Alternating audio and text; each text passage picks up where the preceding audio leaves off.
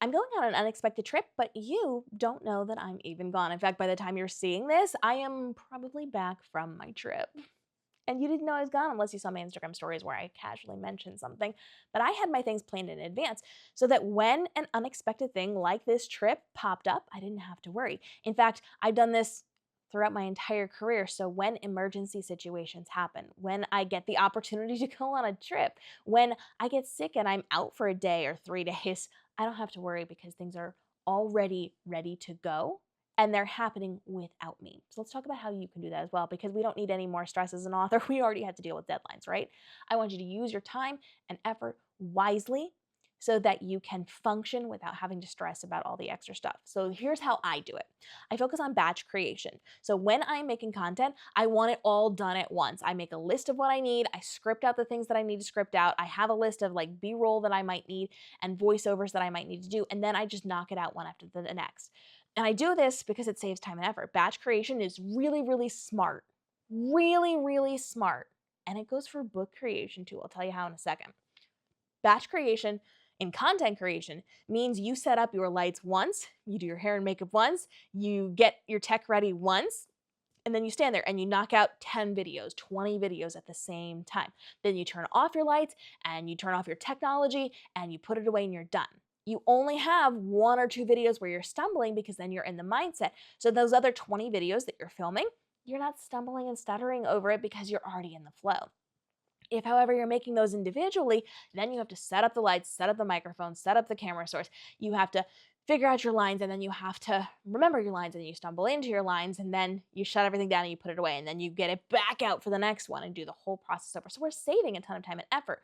In fact, I told you guys many, many times how I learned a few years ago that I was wasting an entire hour of my life every single week standing up to turn on and off lights to film my content. When I rigged it up to a single button, I got an hour of my life back every single week. That's really important. So batch creation is really good because it saves you time and effort and gets you in the mindset so that you get things done faster. And that works for editing too. That works for scheduling, all those things. If you can do that in a compressed time, you work better. It's so much easier, and it goes for novel writing too.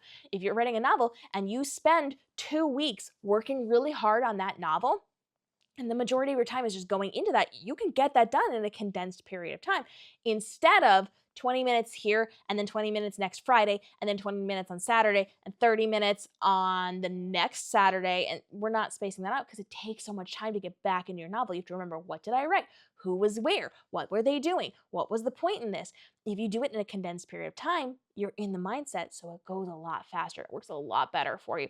If you can batch create your novels, it doesn't have to be in a week, it doesn't have to be in a month, whatever it is, but if you can batch create that and stay in that mindset every single day, it goes so much faster and you have so many less mistakes. But when it comes to content creation, if you're batch creating those things and then batch editing them, you can schedule them in advance. And I employ systems and strategies. I do not want to be doing things that waste my time.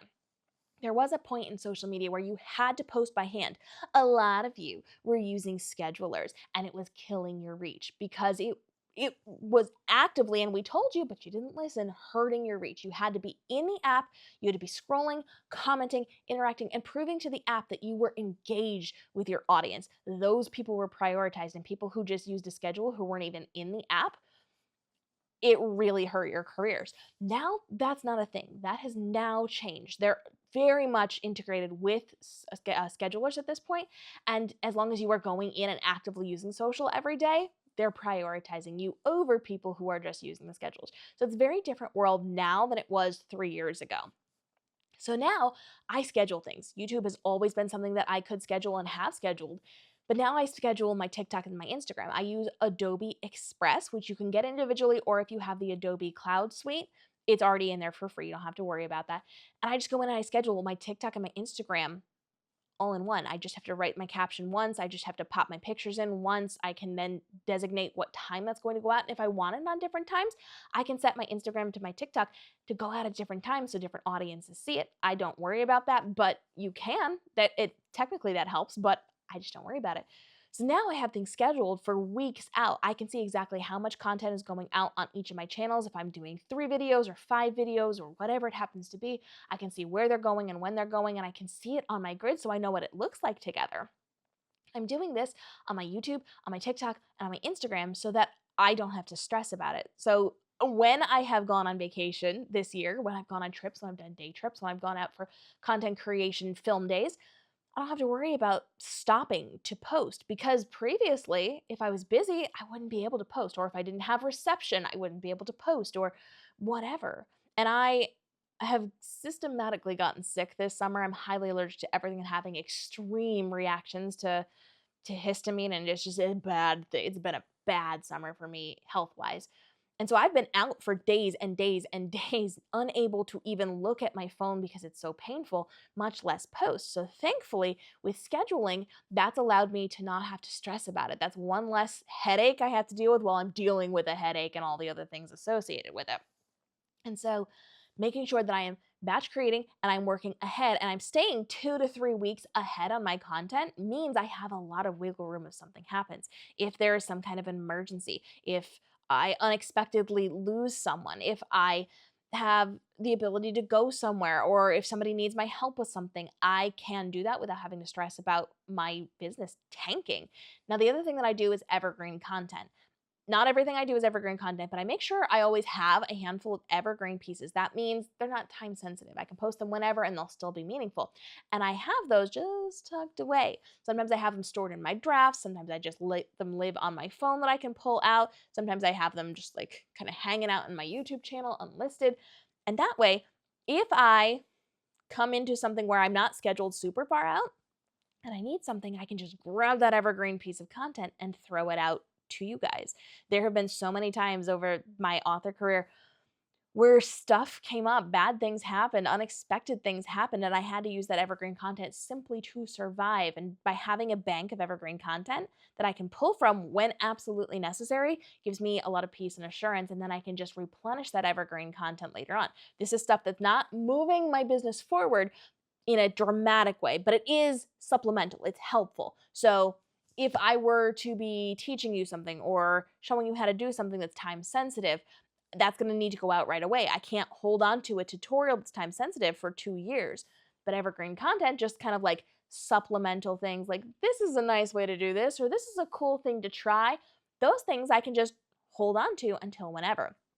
So batch creating, scheduling things, storing evergreen content, having that cache of backup content is really, really good for allowing me the peace of mind and freedom to live my life however I'm going to need to, in whatever way is going to come up. And that's something that you can do as well. You just have to be smart about it. And that does mean initially you're going to have to put some extra work in. I understand it is a time investment to get this figured out for yourself.